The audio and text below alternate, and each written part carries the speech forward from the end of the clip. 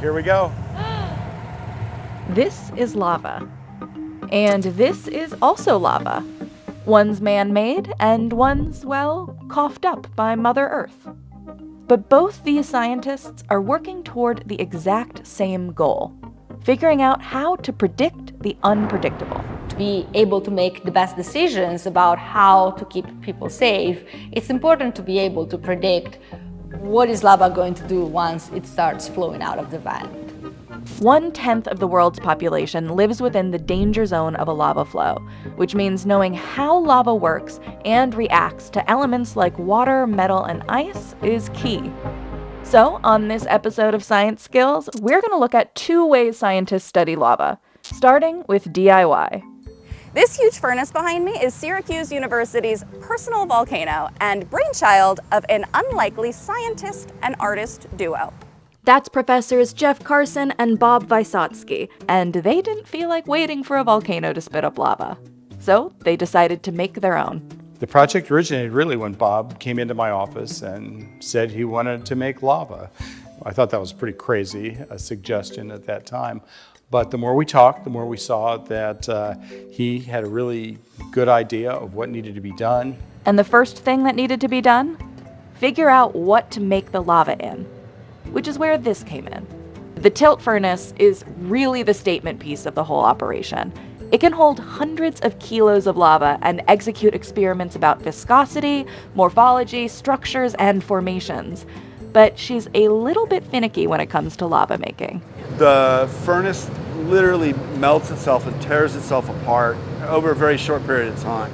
These were originally made to melt bronze and aluminum, but the Lava Project has repurposed one of them to melt up to 800 pounds of billion-year-old basaltic rock shipped all the way from Wisconsin. The process takes hours. Bob and his team pile the rocks into a receptacle called the crucible, turn up the furnace, and gradually bring the rocks up to temperature. We were doing just lava and melting the stuff. The furnace would be on about medium, and we would just never turn it down or up. What temperature? It just runs. Medium is a sound out there that I hear the flame. I can adjust the furnace blindfolded and tell you what it's doing, and it's all sound. There's just a butterfly valve in here, and Oh, you can hear it. that's it. We looked this up later. Medium is also somewhere between 2,000 and 2,400 degrees Fahrenheit. So pretty darn hot, which means these scientists really have to suit up. These suits made of aluminum can withstand radiant heat up to 3,000 degrees Fahrenheit. We used to wear welding leathers, but it dries out from the heat. When you start to smell barbecue, because it's pig skin, you knew that you were too close to something because you're cooking, your clothing is cooking. How do you know you're too close with these guys? You don't. You don't? These are the spats, the apron, which I wear around my waist, the jacket, which, put your arms out, right?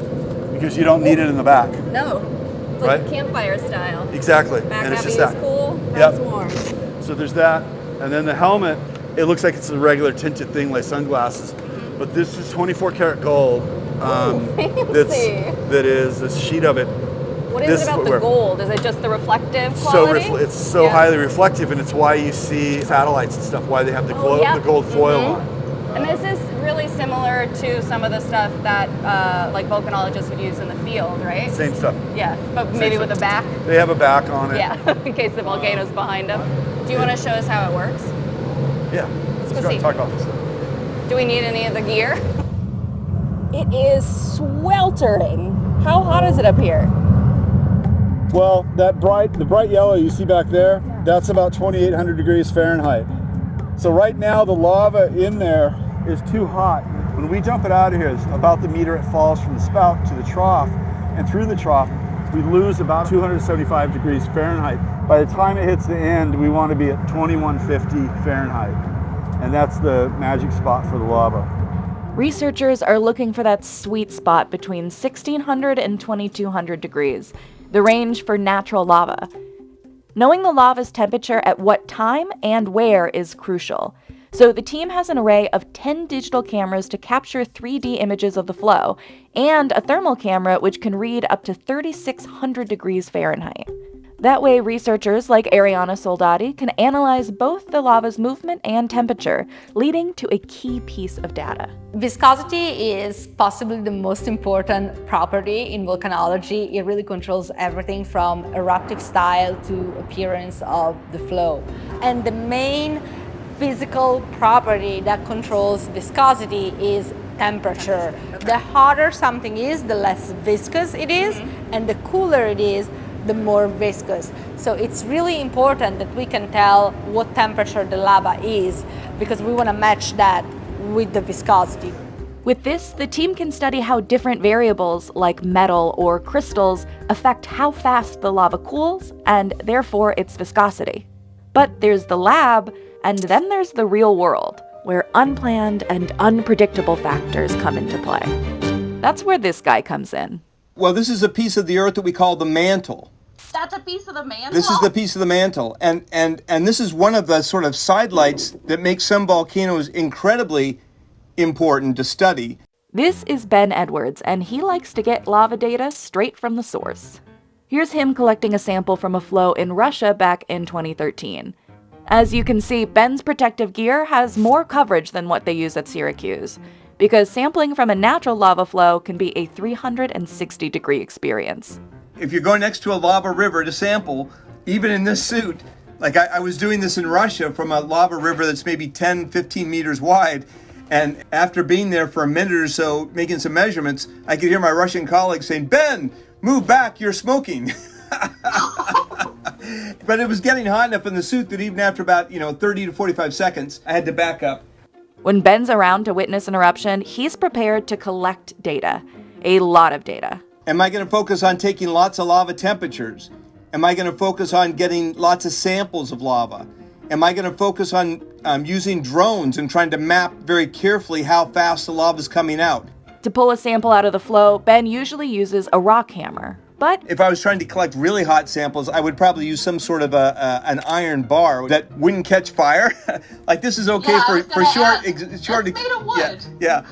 Here's a clip of Ben's colleague, Alexander Belousov, using an iron bar to collect a sample. He rests the bar on top of a rock and he uses a lever to pry the sample out. Because it's kind of non-intuitive. It's a lot stickier than it looks if you're just watching it flow by. It's like, wow, that must be pretty fluid because it's moving pretty fast. That dollop of forbidden honey is then dunked into a bucket of water, not just to cool it down, but to cool it down fast, because as the sample cools, naturally it does produce these crystals. The crystals, yeah. And if you want to see what was in the sample as it was moving down the lava stream, then you want to cool it like that to kind of take all the heat out and basically turn the heat off so that you kind of preserve the sample. And you preserve the crystal content and the sizes of crystals that were actually in the active lava flow. Crystal size impacts viscosity, so extra growth would lead to inaccurate measurements. To take the temperature of that flow, Ben might use a handheld FLIR camera, like Ariana did in the lab, or a 4-channel data logger. Each one of these yellow things is a separate thermal probe.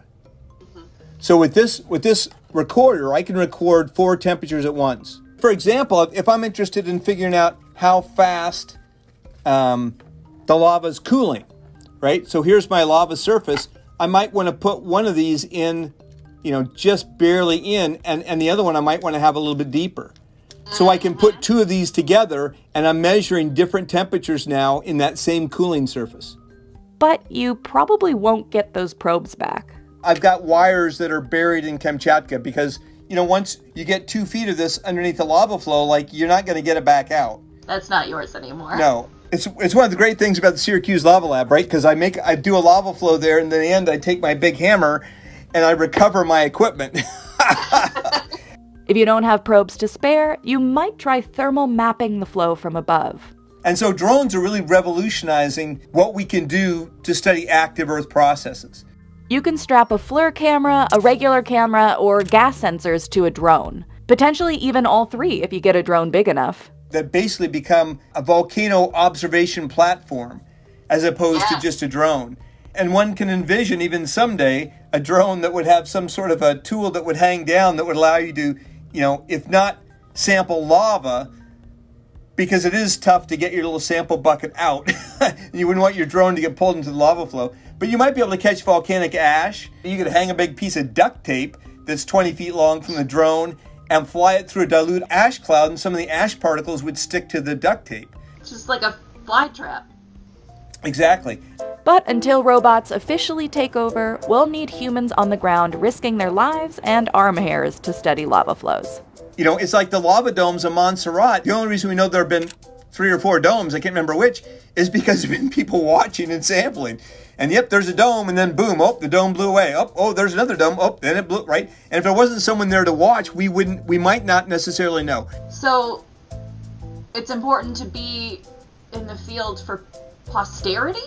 Well, and for science, right? If we're trying to understand, that volcano and what it does over time to predict it in the future, and that's the challenge we face when we go to older volcanoes and try to understand what we see in the older volcanoes, because there was no one there watching. Data gathered in the field helps shape safety plans for people in specific regions. But applying those learnings around the world would be almost impossible without careful testing in the lab. As geologists, we always need that starting point of what happens in the field, what happens in reality. But unfortunately, in nature, there's no repeatability. Every time there's a lava flow, every time there's an eruption, it's going to be different. You have no control over any of the parameters. Here we can vary things in a systematic way, and this allows us to isolate what could be the cause and what could be the effect and tie them together. Roasting marshmallows is an art form. I would say it's a science. All right.